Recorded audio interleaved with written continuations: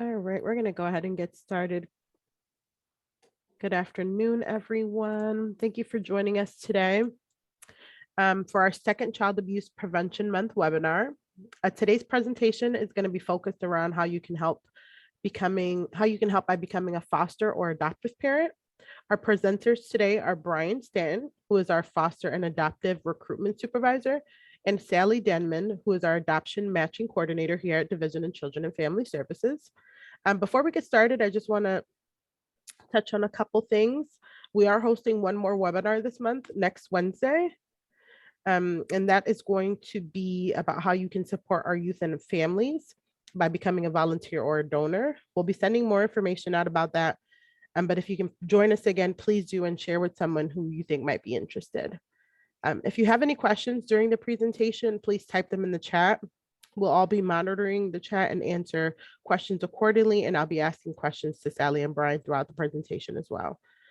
During the presentation, you won't have the ability to talk or unmute yourself, but at the end, after questions are answered, if you do have a comment or anything else to add, you will be able to do that at that time.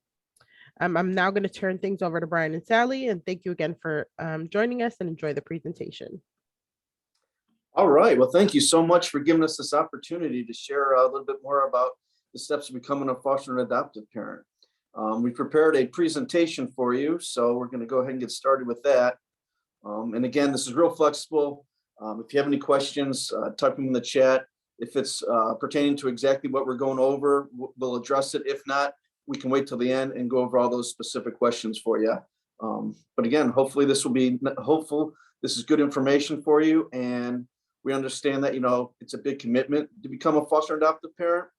And even if it's not necessarily something you're able to do, we're really hopeful that there's someone in your community that maybe a member of your church that you could help share this information with, because the more people that hear it, the more likely we are to get some families to step up and help us, care for these kids that are in need.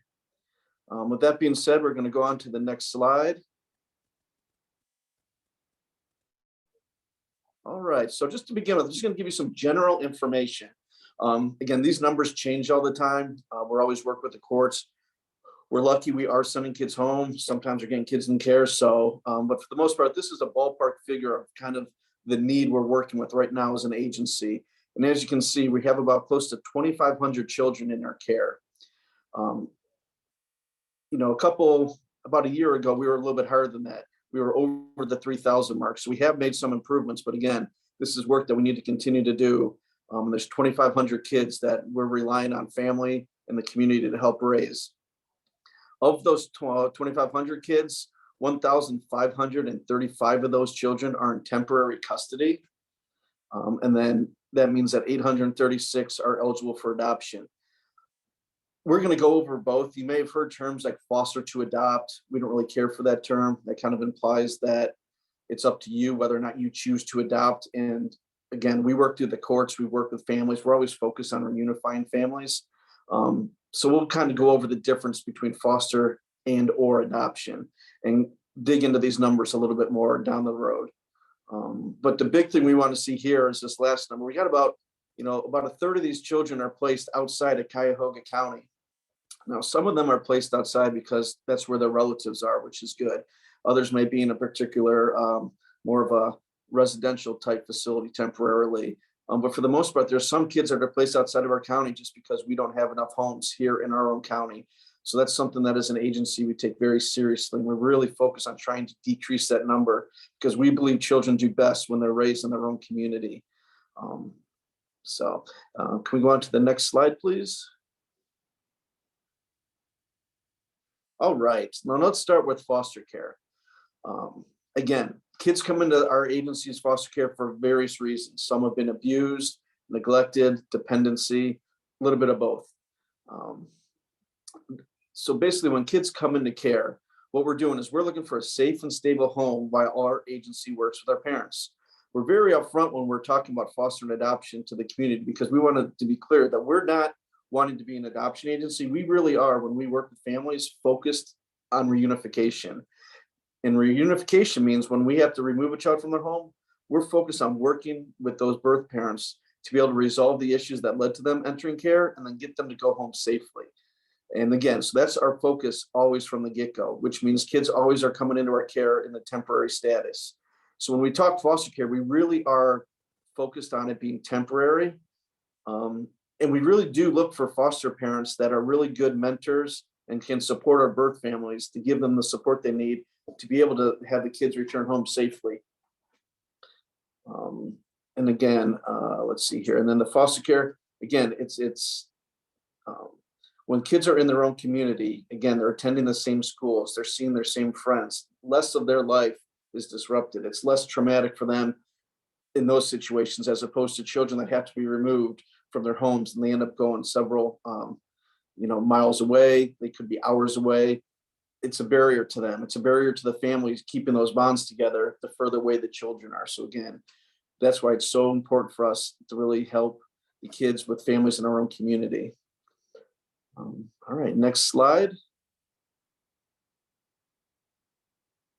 So here's some pretty much responsibilities of a foster parent, some examples.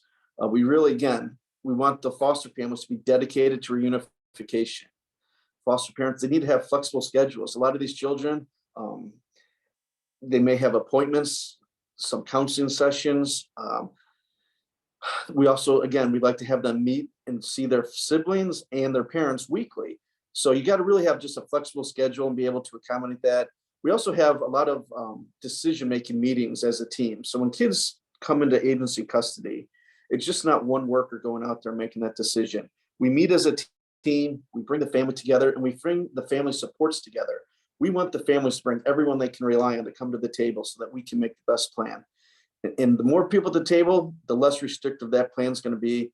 And it helps us try to prevent foster care from the get-go. But if we do get to the point where we do have foster care, we do continue to have those meetings then, because we need the input from the foster families, we need the inputs from the service providers, and we need the input from the parents. We want to, throughout the process of the kid being in care, we want to continue to monitor that closely as a team and make sure that there's some steps being involved. If we're asking a parent to do something that, like a supportive service or something that they need to do in order to have the children return home, we want to make sure that those are working. So we don't want to wait till the end to see if it worked. We want to monitor that from the get-go.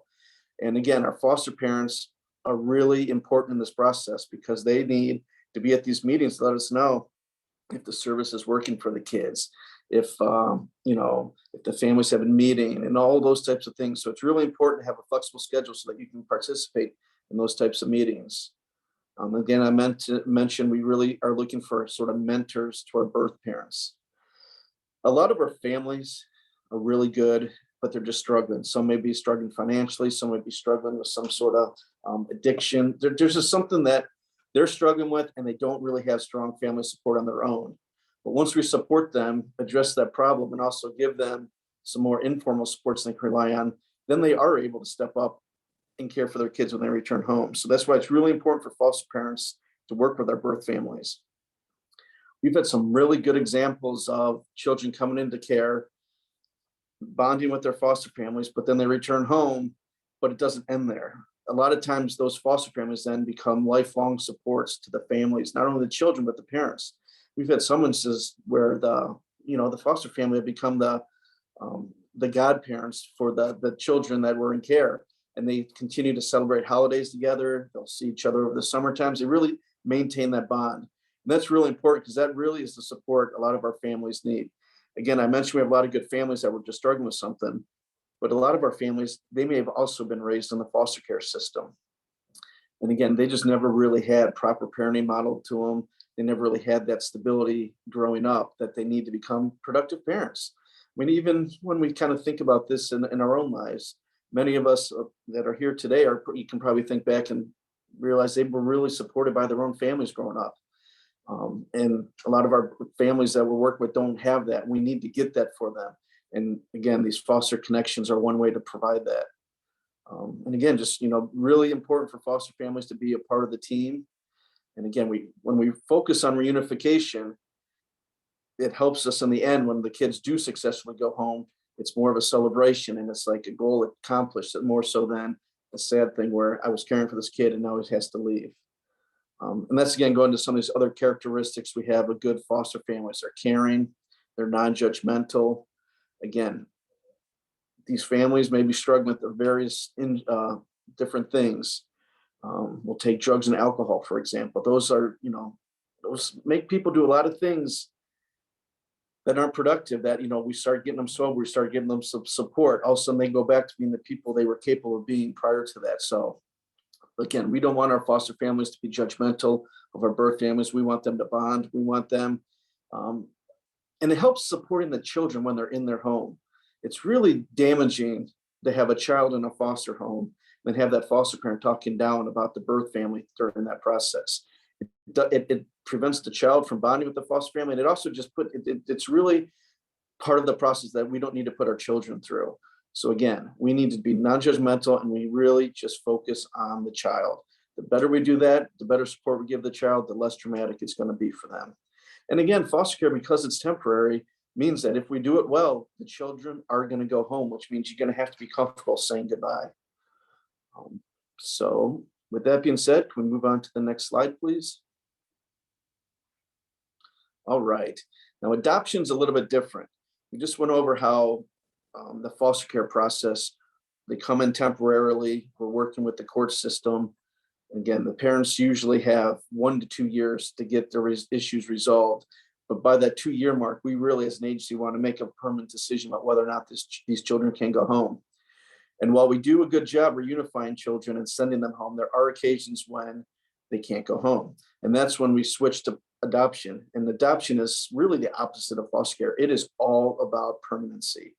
We want, once the child is determined that they can't return to their birth families, we want nothing more than to get a permanent home for that child so that they can have a lifelong connection and continue to do what they need to do to become a productive adult. I mean, and when we say permanency, I mean, we are seriously looking for, we need people to walk these children down their aisles at their wedding type of thing. We want them to be at their graduations, at their, milestones. We want them to become the grandparents when these young folks start families on their own. So that's what adoption is about. Adoption is all about permanency and supporting these children. Again, these are children that are unable to return to their families. And, some they may be part of sibling groups, they may be a little bit older just because, again, we work with the courts. So one part I want to bring up is that sometimes people reach out to us because they're interested in adopting and they want to adopt a baby or a child 0 to 2 years old. And we're very upfront. First of all, we're not an adoption agency because we work to send them home, but also the way the process works, when a child enters our care, it's not our agency's decision, it's the courts. So we have our meeting, we determine that there's some safety concerns that children can't be there. We then petition the courts, and then the courts are the ones that actually grant us custody. And because we're focused on reunification, we usually get that custody meeting on a temporary basis. And that temporary basis, again, can last from 1 to 2 years. So with that being said, it's really impossible for us to have a baby adopted that's 0 to 2. They go first to a foster home. Not to say that they won't eventually become adopted possibly, but right off the bat, if you only want to adopt with our agency, we don't have children 0 to 2 available. And again, Sally's on the line too, and Sally's really good. She does the adoption matching conferences, and she's really more the expert on the adoption piece. So Sally, if you want to chime in here and sort of talk about that 863 children in permanent custody now and just sort of go over that a little bit. Sure. So I'm going to say thank you to everyone who joined us today, and to go over some of the nitty-gritty details about the youth that are available to be adopted. Of that 800 plus children, in our permanent custody that are orphans, basically, there's about 150 to 200 who don't have a family identified right now that we're working with towards permanency. So not to be misleading, we do have that 800 plus children in our permanent custody, but the majority of them already have a permanency plan. So they're either working with a relative towards permanency, adoption, a foster parent, or we are recruiting families that are not known to the child yet, but that are interested in adopting a youth. So of those roughly 200 children who do need an adoptive family that we have not identified yet, about 90 to 95% are youth of color. Majority of those kids are going to be over the age of 11, with some of the younger children being parts of sibling groups. So we want to always focus on keeping youth together for permanency, reunification, getting them home together, or getting them adopted together. So if we do have a 3 or 4-year-old available to be adopted, if they have a 15, 16-year-old sibling in our custody that needs to be adopted, we're going to look to find a family for both those children together. With that being said, you know, there's about an equal amount of males to females that need to be adopted in our custody. I will say that, you know, yes, they've had some physical developmental delays. They might have emotional or some behavioral issues that we will need a family to work with them with. But these are kids that live in your community. They're kids that go to the schools in your community. They go to the places of worship in your community. If you already have children, they might be on your children's sports teams, dance teams, gymnastics, whatever it is. So while we do know that the kids that need to be adopted from foster care might come with a little extra special identified need, that doesn't mean that they can't become part of a family. All right. These aren't like extra damaged kids that nobody wanted. These are just kids that, for whatever reason, usually not any fault of their own, you know, are looking to be adopted and need that permanency. Some of our youth, we are an affirming agency, so some of our youth do identify as LGBTQ2S+. So we are always looking for families that are affirming, that could offer our youth foster care, you know, temporary care or adoption, that identify with that diverse OG.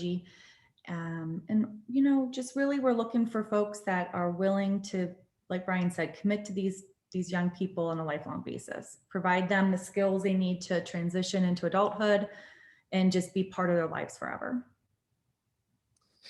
Well said. All right, can we go on to the next slide, please? All right, here's some more sort of characteristics, again, to emphasize again what we've been talking about. Adoptive parents, they got to be caring and compassionate. You know, the desire to give the child every opportunity to succeed. Again, a lot of these children just haven't had that opportunity. And given in a supportive home environment, they can really succeed and become productive adults. Adoptive parents also be relentless. Again, this is a thankless job. These children did not come into our care because they chose to come into our care.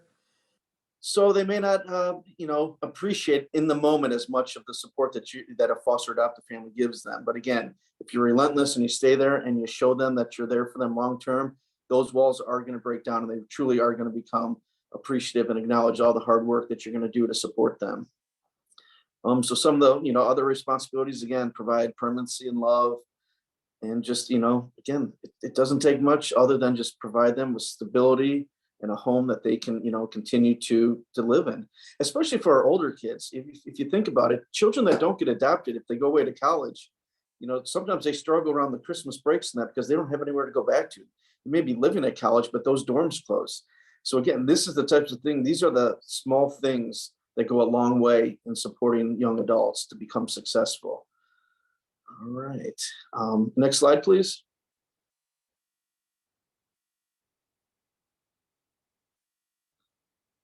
All right, and here's an important slide. There's a lot of things going on. There's a lot of, you know, there's agency involved. The basis that we want to let you know is that you are not alone going through this process. This isn't a scenario where our agency gets a kid, knocks on your door and says, hey, you know, you're a foster parent, so here's the kids. We'll be back in a year to see how it went. It's not like that at all. We're supported. We want you to be supported throughout the whole process.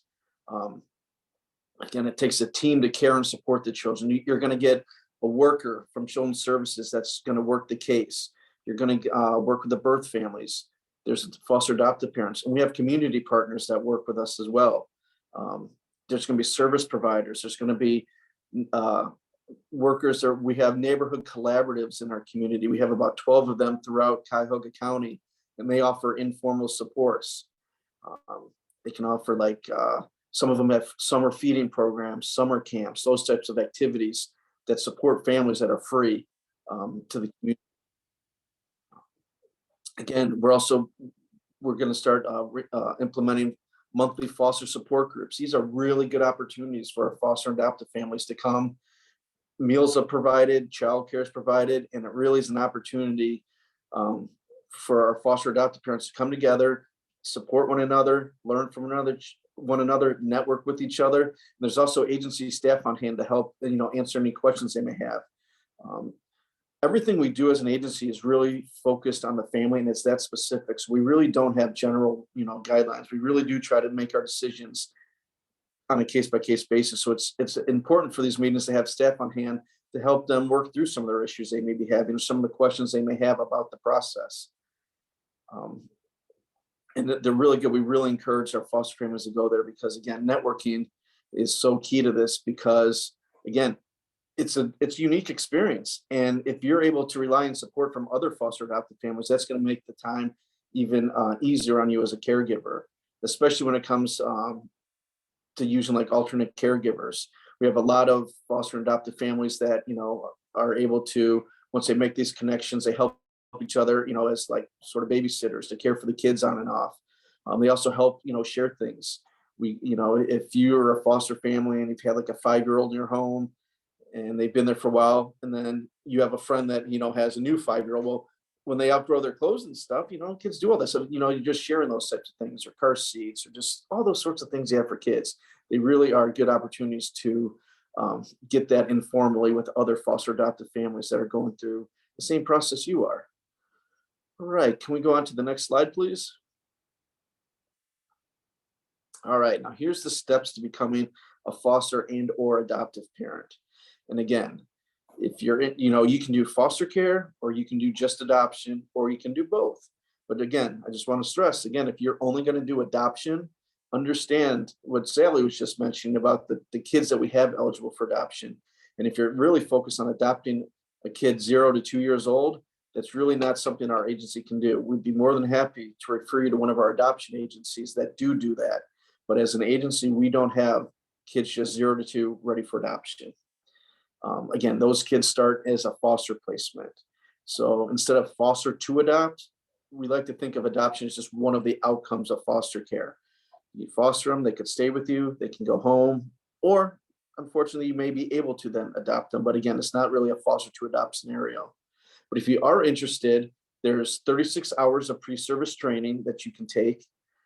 They're 12 3-hour sessions. And then along with the training, you also then have to submit your fingerprints and the paper application as well. And then that will start your home study. As a home study, that may take between 4 to 6 months to be completed. We really do a thorough job gathering all the information.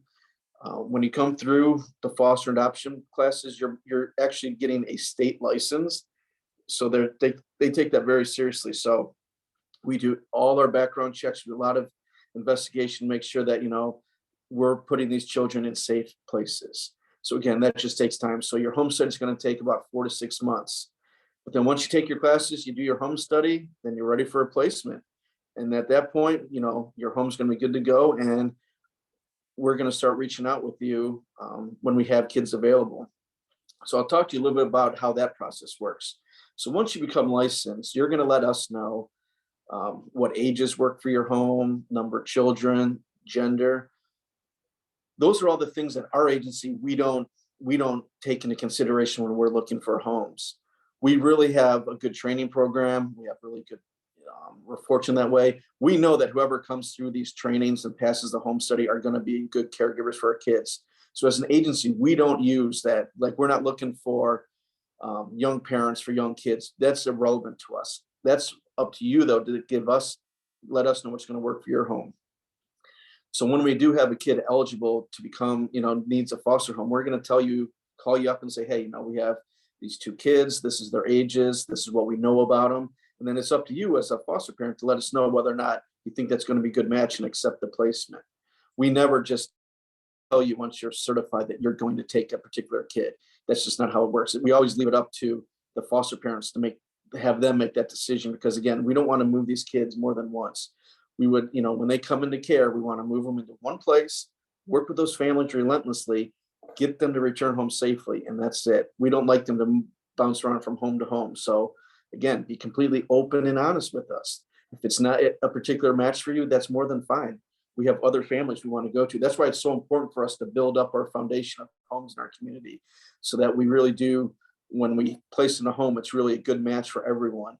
And when we have that stability, then it's best for the children. All right, if we're gonna go to the next slide. All right, and again, there's just, I'm getting towards the end of the presentation, but there is this little quote I want to talk about, because I really feel like it's a really good example of why, it's so important to become a foster and adoptive parent in your community. And it says that the notion that children do better in families is a fundamental value that cuts across all racial, ethnic, and socioeconomic boundaries. So it really does. We just need, for kids to succeed, they need stable environments. So again, this is what we're looking for. And with that being said, that's kind of the end of the presentation, but I do want to let you know, I have my contact information on the screen. We also have important phone numbers here. We have a information line. It's 216-881-5775. If you call that number, we have recruitment specialists on hand. They can answer your calls. They can give you some more information. They can talk to you about a little bit more in detail about the process, and they can also register you for our classes if you're interested. We also have a good website, and the website is everychildneedsfamily.com. And that will take you directly to our website, where you can, again, see all this information. You can see some videos of our caregivers that have done a good job and really have enjoyed their experience. You can also see some of our children that are currently eligible for adoption, so you can kind of get a feel for, the children in our community that are looking for our homes. And again, this is such important information, and we are always looking for a good audience to share this with. So even if you have listened to this and you don't know if it's right for you, but you have a group, a church group, some group in your community, and you want me to come out or my staff to come out, we would love to talk about this more. If you just give us an audience, we'll be more than happy to show up and share this information with you. Because again, the more people that know about this, and the more people that can help us spread the word, the more homes we're going to be able to have, and we'll get that number of kids outside of our community down. We'll get more kids, being cared for in their own community right now, because that's the most important thing we can do for them. With that being said, I think we're going to open it up to questions. If everyone has some comments we can talk about. We do have a question from Carly. Right. She said, as an agency looking to better support families, what are your biggest needs of these families? You mentioned car seats, but what else can an agency provide? That's a good question. Yeah, car seats, activities, just, things that can support our families in the community, especially, in the summertime when they're not in school. Those are times where some of our foster families just need help with the kids, constructive activities. I didn't mention it, but our agency does provide childcare for all our foster families. But what we would need is not every kid, after 12 years old, it's really not really childcare as much as just constructive activities, and just support around the holidays. We do a lot of things, we just want to do things for our kids that make it feel like they're not in foster care, that they're just, sleeping somewhere else. So if you have any opportunities or any questions or any ideas you may have that we may not know about, you can always contact us. We'd love to talk about it more. But as donations, we also we get a lot of donations for suitcases.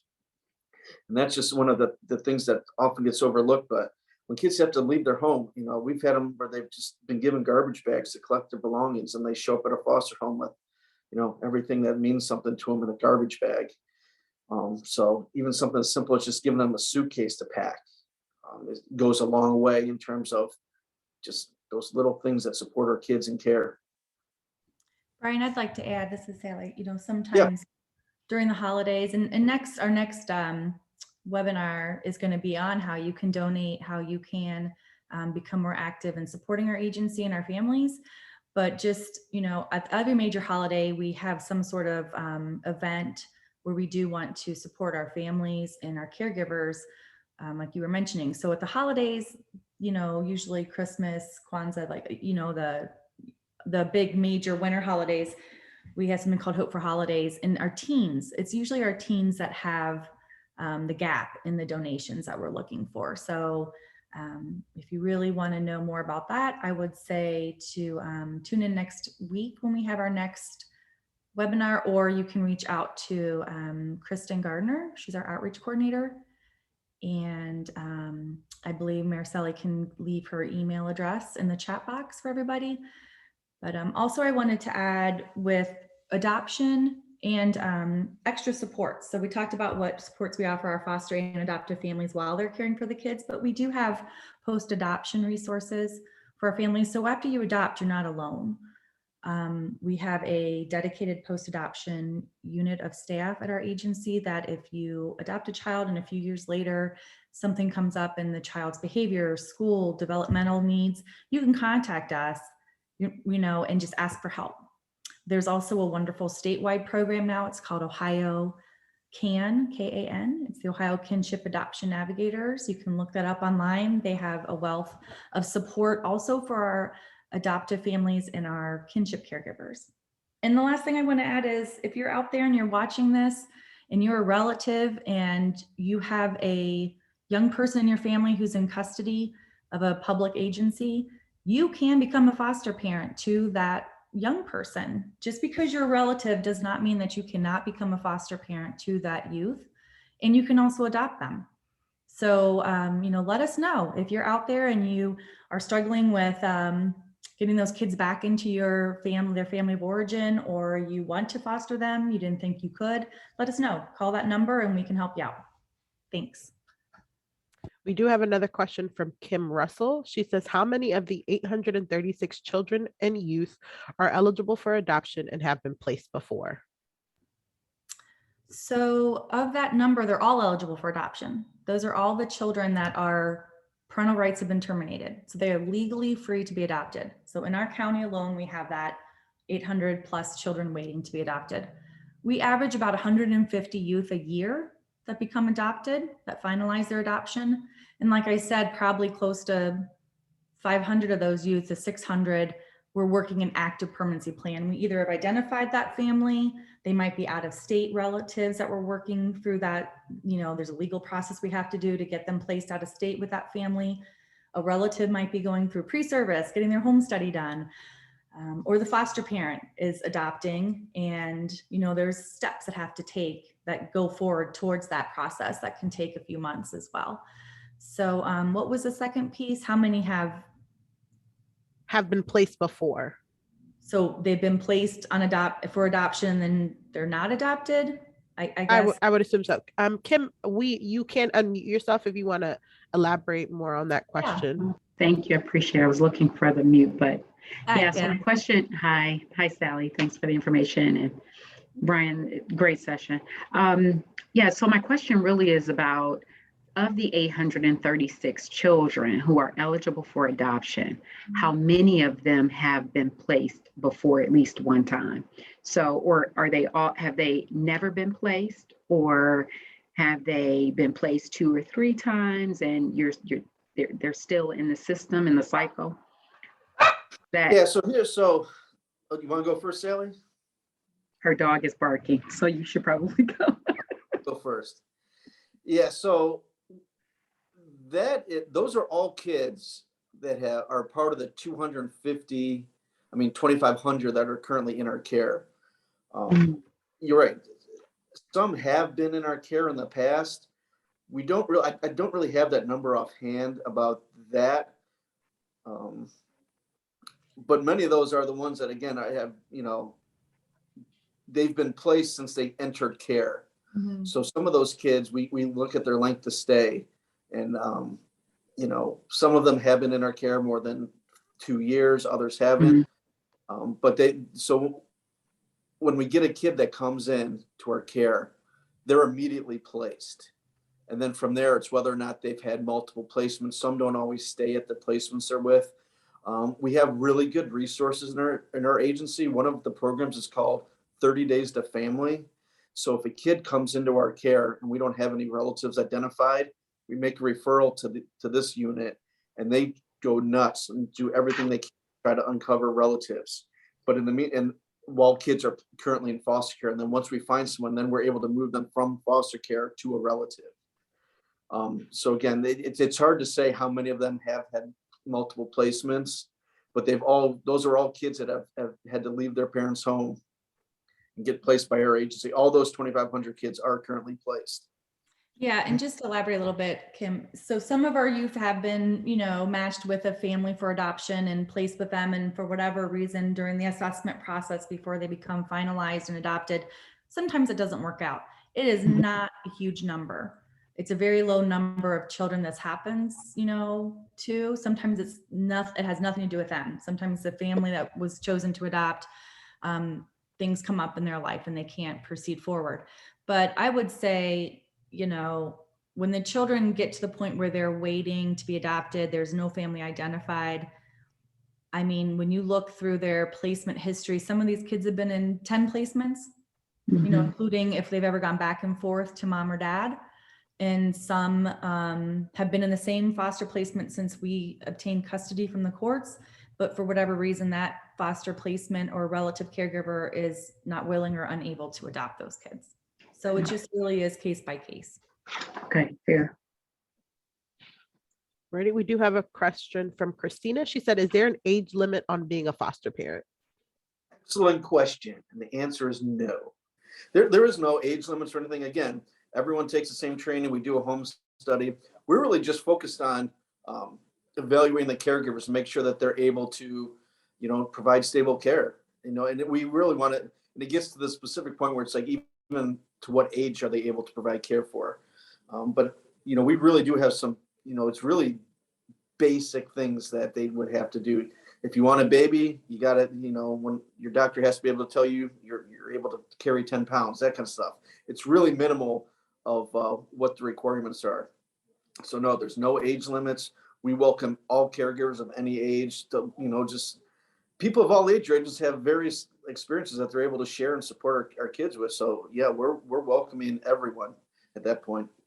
Yeah, we've had the only restriction with age would come in, you have to be 18 or older to foster and adopt in the state of Ohio. And yeah, like Brian said, we've had foster and adoptive parents who have been wheelchair bound. They might have their own chronic illness, but as long as they are assessed by their physician and our staff that do their home stay, that they can meet the needs of the children that they've identified that they would like to provide care for, then we will work with any family towards that end.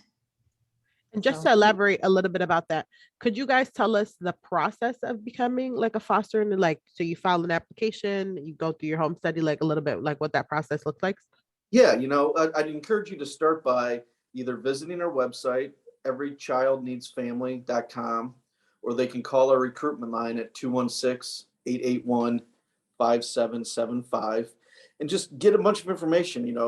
Again, this isn't a decision we want anyone to rush into because it is a commitment, but do your research. And then once you feel comfortable, you can call that phone number again and register. And then you just start with taking our pre-service classes. And then once you come to pre-service, we're going to give you an application packet. And then you can submit that during your class. And once you submit your application packet, we're going to fingerprint you, and that's going to start to clock on your home study. And your home study is going to take about 4 to 6 months before it's completed. And even if you don't complete all your classes at the time of your application, you have that 4 to 6 months to get your classes completed. Again, the 36 hours are 12 3-hour sessions. So we understand that you may not be able to take all 12 classes in a row. Perfectly fine. You have that time period in your home study to get those classes made up. But once your classes are done, your home study's approved, then we're going to start calling you, looking to see if you can care for some of our kids. And part of that home study process, so the workers that would be assigned, the worker that would be your home study worker, your home study assessor, there's a minimum of 3 face-to-face visits in your home. They have to do a safety audit of your home. You'd be requested to have a fire inspection of your home. It's just, they interview if you have children of your own, they will request, to speak to them about, them. They ask, it is, we get in your business. I mean, it's not, because you think about it, we're entrusting you with the care of someone else's child, right? So we want to make sure that we're crossing all the T's and dotting all the I's with the safety issues. So we're going to ask how you were raised, how you were parented, how you developed, through your youth and through your adulthood, your relationships, your work history. I mean, it's a lot, but thousands of people a year do this process and get through it, and it's not horrible. But be prepared for a little invasive questions and answers, and get yourself ready for that. Oh. But you get fingerprinted. We do background checks, social service clearances.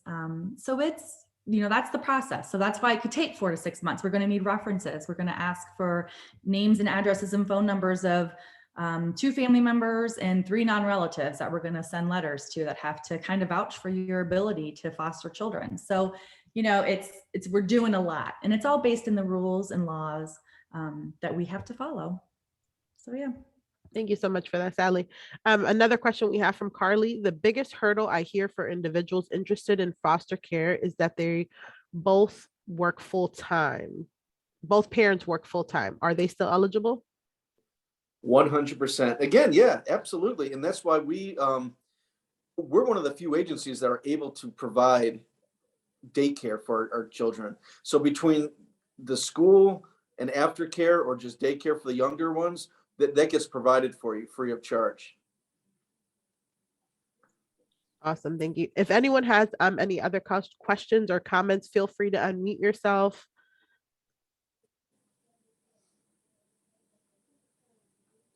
Give everybody a few seconds. Yep. We got to have some more questions. We couldn't have gone over that. There's a lot of things involved with the process, but it really is a rewarding experience. Alrighty. Well, thank you so much for everyone for attending. We want to thank Brian and Sally for your wonderful presentation and all your questions answered. Again, just a reminder, we do have another webinar next Wednesday, and that will provide more information on volunteering and donation. We'll send more information about that in an email shortly. And thank you all for attending. Thank you, guys. I can't thank you guys enough for attending and taking the time. It means a lot. And also help us spread the word. Have people call us, let us know if you want us to come to your community. We'd love to get the message out. So again, thank you so much for coming out today. Thanks, everyone.